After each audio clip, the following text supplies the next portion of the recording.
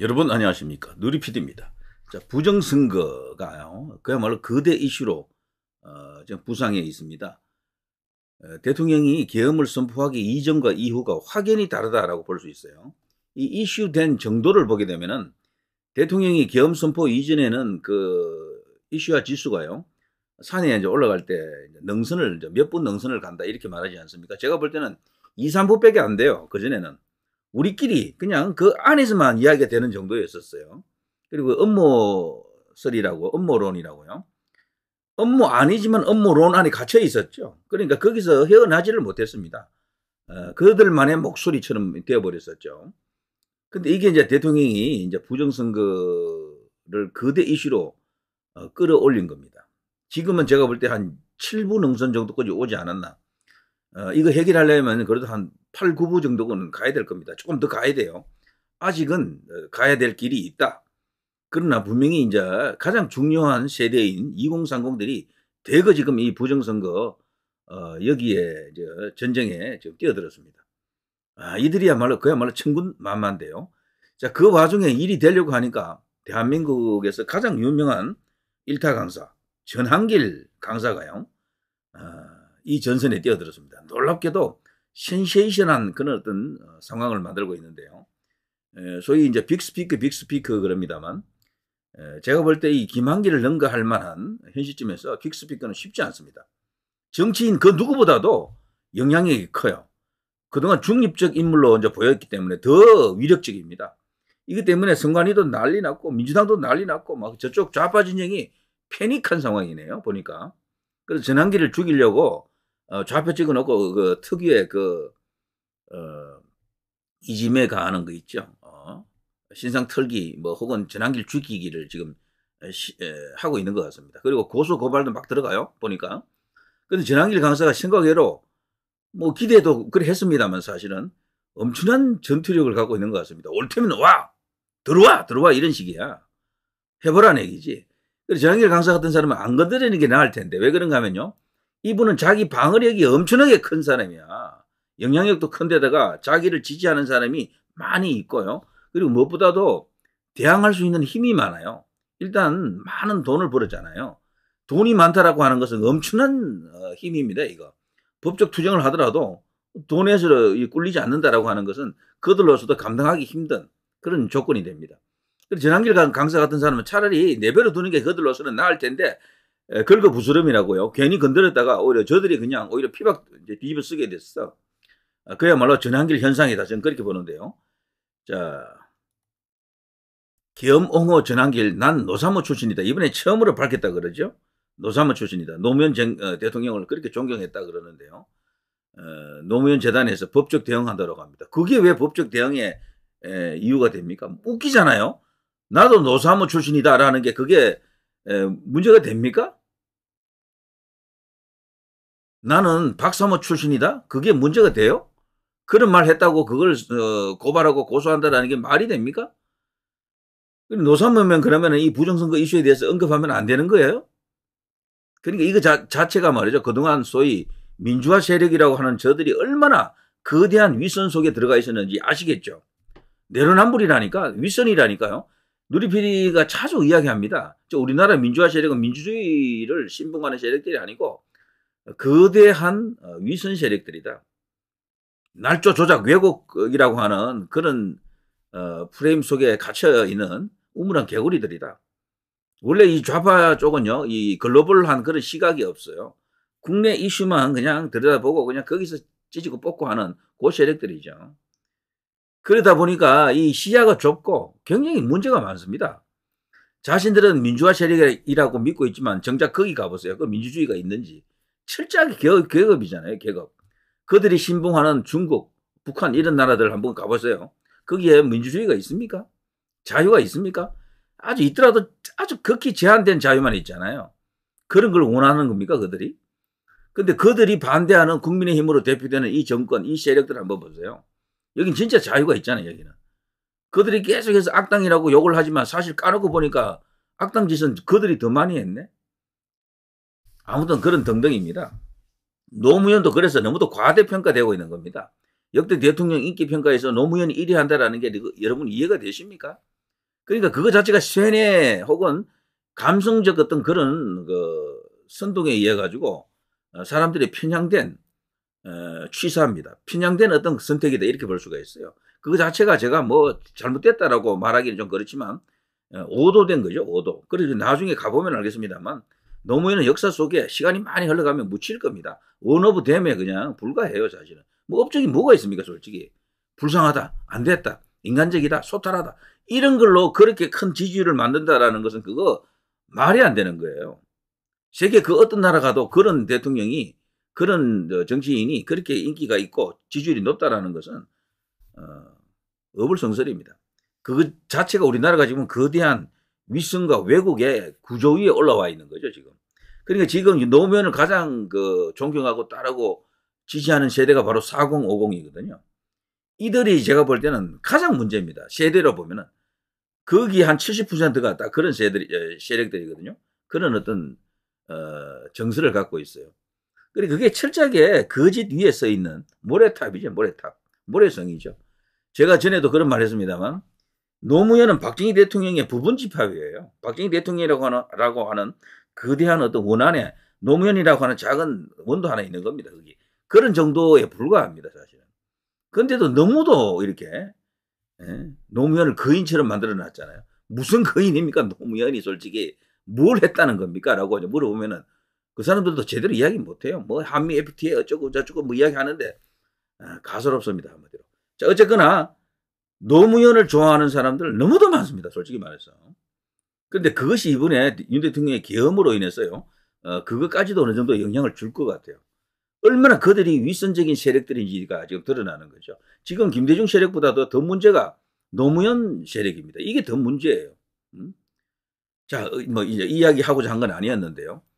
자, 어쨌거나 이번에 이 전한길 강사도 노무현을 존경하는 그 노무현 아이돌 중에 한 명이죠. 노무현 신드롬 속에 있던 노무현 세대. 이제 거기에 들어갈 수 있겠죠. 우리나라 지금 뒤집어 놓고 있는 게 노무현 세대, 정교조 세대, 뭐 이런 것들 아닙니까? 민노총 세대, 노조 세대죠. 이런 것들. 이런 것들이 세상을 완전 뒤집어 놨습니다. 이해찬 세대, 이런 것들. 그게 전부 4050 안에 다 들어가 있어요, 대부분. 자, 이게 말이 안 됩니다. 말이 안 돼, 제가 볼 때. 그렇지만 이런 일이 버젓이 일어나는 겁니다. 그 정도로 편협한 거죠. 노무현이라고 하는, 노무현 재단이라고 하는, 노사모라고 하는 그 집단 자체가 정상적이지 않다라고 생각할 수도 있을 정도입니다. 이렇게 나간다라는 것은. 이거 자체가 민주주의입니까, 이게? 민주주의라고 하는 것은 다양성, 다양함, 그리고 나와 다름도 인정해야 되거든. 근데 이들은 그런 게 없어요. 그냥 민주주의가 아니라, 민주주의는 오히려 국민의힘으로 대표되는 이 정권에 더 많아요, 사실은. 그리고 나라를 민주주의로 만든 것도 그들이 아니라니까. 투쟁을 통해서 얻은 게 민주주의가 아닙니다. 세계 그 어떤 나라도 투쟁으로 민주주의를 얻는 나라가 없어요. 산업화에 성공하면은 민주주의는 저절로 따라왔어요, 전부. 달리 말하면은 민주주의는 산업화의 결과물입니다. 뭐 좀 속된 말로 부산물이다 이렇게 말하는 사람들도 있더라고. 그거는 너무도 그냥 비하하는 것 같아서요. 그 결과물로서 따라오는 것이다. 난이도로 치면요. 지금 세계 각국 중에 못 사는 나라들, 아직 개발도상국에 있는 나라들이 대부분 저열한 수준의 민주주의를 하고 있잖아요. 완전한 수준의 민주주의를 못 가고 있다고. 왜 그런가 하면은 산업화가 안 돼서 그래요, 전부. 난이도로 치면요. 산업화의 난이도가 10에, 그냥 10점 만점 10에 가까운 난이도라면은 민주화, 민주주의 이거는요. 난이도가 아주 낮은 거예요, 그냥. 산업화하면 그냥 따라온다니까. 산업화 안 된 나라가 아무리 민주화 해도요. 저 미얀마처럼 아웅산 수지 100명 있어봐야 안 됩니다. 민주화 안 된다니까. 산업화에 성공하게 되면 모든 민도가 올라가면서 나라 수준 자체가 올라가면서 모든 게 저절로 이렇게 자연스럽게 스무스하게 해결됩니다. 국간에서 인심나고요. 원래 그런 것 아닙니까? 사람 마음이 푼푼해지는 것은 일단 먹고 사는 문제가 해결되어야 되고 중산층이 나와야 되고 국민 민도가 올라가야 되고 교육 수준 올라가야 되고 그런 모든 것을 한꺼번에 해결하는 게 바로 산업화입니다. 산업화라고 하는 단어 자체가 뭔가 이렇게 매력적이지 않아서 그렇지 그거야말로 진짜 어마어마하게 어려운 겁니다. 세계 그 어떤 나라도 2차 세계대전 후에 말이죠. 저개발국 중에 못한 게 바로 그거 아닙니까? 산업화가 안 되는 거야 전부. 거기에 탁 막혀가 안 되는 겁니다. 자원이 없어서도 아니고 사람들이 없어서도 아니에요. 못 배워서도 아니에요. 그런 리더십이 없어서 그래. 그런 리더십이.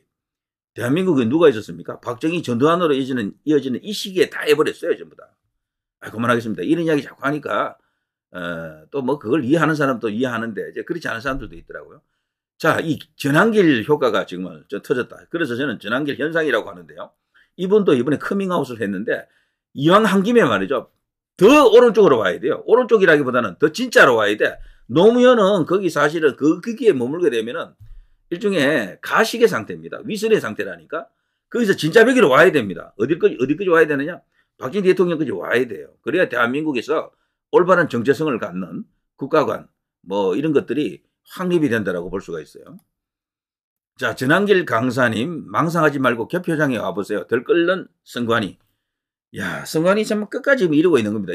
저는 답답한 게 이렇게까지 논란이 있으면요. 선관위가 좋다 이거야. 그러면 깨끗하게 한번 검사 받아보자. 종합 검사 받겠다. 이렇게 나와야 되거든. 수사 받겠다 그래야 돼 사실은. 근데 그걸 안 하잖아. 선관위는 국민들을 안심시켜줄 의무가 있는 그런 국가기관이거든요. 이런 의혹이 있다 그러면 당연히 거기에 대해서 완전히 그냥 발가벗을 생각하고 모든 걸 털어달라 그래야 돼 사실은. 여기 뭐 국가 기밀이 있을 것도 없잖아요. 선관위는. 그냥 우리끼리 그냥 공정하게 투개표 관리만 하면 되는데 여기에 왜 이렇게 철통 경계를 합니까? 아니 그럼 현 정부를 믿지 못한다 그러면 중립적인 어떤 그런 기관을 만들어서 여기에 대해서 수사를 하게 하고 조사를 하게 해야 되는 것 아닙니까? 전환길 강사의 이야기는 이거예요 사실은. 숨기는 자가 범인이다. 감추는 자가 범인이다라고 하는 것은 바로 그거거든. 29년자 선관위 직원의 토로, 유튜버부터 대통령까지 증거 넘친다 주장, 선거 현장 너무 모르고 하는 말 한탄, 한두 건 부주의로 당락 바뀐 일 없어. 이런 수준이 아니잖아 솔직히. 이런 가벼운 말 몇 마디로 지금 해결될 수준이 아니라니까요. 이거 보십시오. 딴 거 필요 없습니다. 저는 부정선거 이슈가 크게 이게 효과적으로 확산이 안 됐던 이유 중 한 개는요. 너무 많은 부정선거 정황을 언급해서 그래요. 수십 개잖아요. 저도 그거 다 알고 있는데 그럴 필요가 없다니까. 대표적인 거 한두 개를 딱 잡아야 돼요.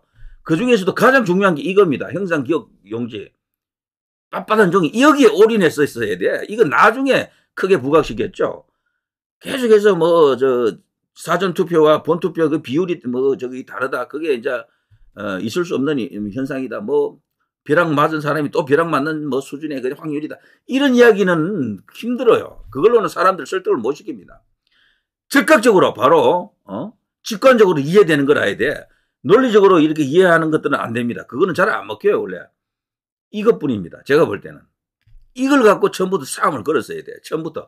여기에 올인했어야 돼요 사실은. 형상기억용지 여기에. 이건 누가 보더라도 말이 안 되잖아. 오죽했으면 일본 방송에까지 이걸 다뤘겠어요. 그들 보기에도 이건 말이 안 되는 거거든. 왼쪽과 오른쪽이 너무도 차이 나잖아요. 거기 이제 투표함을 이렇게 쫙 이렇게 개표하기 위해서 이제 흩어져 놓으면은 어떤 거는 빳빳한데 어떤 거는 구겨져 있고 이런 것들이 거의 뒹굴고 있잖아요. 그게 있을 수가 없는 거야. 형상기억용지가 맞다면은 모든 종이가 빳빳해져 있어야 돼. 대부분. 근데 안 그렇거든. 그리고 어떤 거는 다발로 신권 다발처럼 이런 것들이 막 나타나잖아요. 자, 이런 현상을 저들이 어떻게 설명하겠습니까? 전환길 강사의 등장이 이것을 그야말로 거대 이슈로 만들고 있다. 이렇게 보는 거죠. 자, 이렇게 되니까 다른 건요. 대충 이렇게 이렇게 뚫뚫 말아서 넘어갈 수가 있었는데 이것. 자, 이 빳빳한 투표지. 이거는요. 저들 입장에서도 볼 때도 부담스러운 거야. 도저히 해명이 안 되는 거거든. 이미 당근 같은 데는 거기에 빳빳한 그 종이 형상기억용지를 올려놓고요. 10억 원에 판다라고 벌써 그런 데가 많습니다. 여기저기 오픈마켓에서요. 이 종이가 있습니다. 세계에 다시 없는 신개발품이고 대한민국 중앙선거관리위원회의 걸작품이다. 이걸 사시는 분에게 10억 원을 받겠습니다. 이런 식이죠. 그야말로 엄청난 어떤 비난이고 조롱이죠. 자, 이 도저히 수습이 안 된다 싶으니까 이러고 있는 겁니다. 부정선거 증거라는 빳빳한 투표지 사진들 거의 다 엉터리다. 대부분 접지 않은 투표지 당연히 나올 수 있어. 민경호 관내 사전 표시 투표지로 부정선거 주장. 후보 8명까지 접지 않고 봉투 넣을 수 있어. 이런 차원이 아니잖아요. 그냥 다발 자체가 전부 신권 다발 전체가 한꺼번에 100수십 장서 그렇게 붙어 있겠죠. 똑같잖아. 그런 것들이 다 그냥 도장이 다 찍혀 있거든. 주로 1번에다가. 그런 게 한두 개 사진이 아니잖아요. 그래 부정선거 아니라는 사람들 조용해지는 짤 JPG 하나같이 1번 기표뿐이더라 명백한 거짓. 물론 2번도 가끔은 있어요. 그렇지만 대부분 1번이고요. 부정선거 아니라는 사람들 조용해지는 짤 그런 건 세상에 없습니다. 저들 입장에서 그들의 희망 고문일 뿐이죠. 자, 이거를 보면요. 이제 아시겠죠? 이들이 이제 도저히 이걸 수습하지 못한다 싶으니까 이제 이렇게 나오는 겁니다. 여기서 지금 나와 있는 인터넷 공간에 지금 떠돌아다니고 있는 많은 그 빳빳한 투표 용지 있죠? 그거 출처가 의심스럽다라는 겁니다. 그걸 자체를 조작했다, 왜곡했다라고 물타기 하려고 하는 겁니다. 니들 그거 사진 어디서 찍었느냐? 어떻게 증명할 수 있느냐? 이런 식이죠. 그래서 이거를 부방대라든가 이런 어떤 쪽에서는요. 요거를 명확하게 정립을 해놔야 돼요. 출처 같은 게 이런 게 굉장히 중요합니다. 사실 저 사진 어떻게 믿어? 이렇게 말할 수도 있거든요. 그런 사진 어디서 나왔어? 저거 부정선거 주장하는 사람들이 저거 자체를 또 조작한 거 아니야? 또 이렇게 말할 수도 있는 거예요. 그래서 그런 그 인과관계를 명확히 해놔야 됩니다. 명확히. 그럼 충분히 그럴 수가 있죠. 왜냐하면 우리가 이걸 보는 사람들은 이 현장에서 직접 이것을 찍은 것일까라고 충분히 의심할 수가 있는 건 사실이거든요. 자, 아무튼 전한길 강사의 등장으로 인해 가지고 참 뒤집어지고 있습니다. 노무현에 대한 재평가도 한번 이루어지면 좋겠네요. 우리나라는 결국 이 정치라고 하는 것이 나라가 잘 살고 못 살고 더 이렇게 부강한 나라로 가는 것이 목표일 텐데 지금 우리나라가 지금 싸우고 있는 건 딴 거 아닙니다. 역사 전쟁이에요. 노무현이 최고 위인이냐 박정희가 최고 위인이냐 이 싸움일 수도 있어요. 사실은 그 싸움을 하고 있는 겁니다.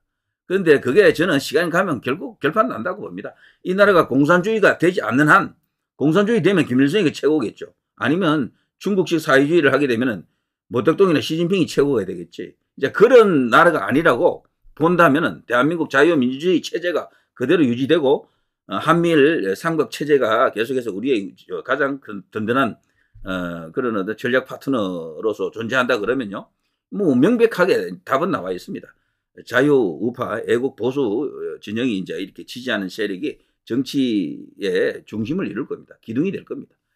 자, 이 정도 하겠습니다. 전한길 강사의 등장은 그야말로 새로운 국면을 이야기하는 것 같네요. 누리 PD 김준희였습니다.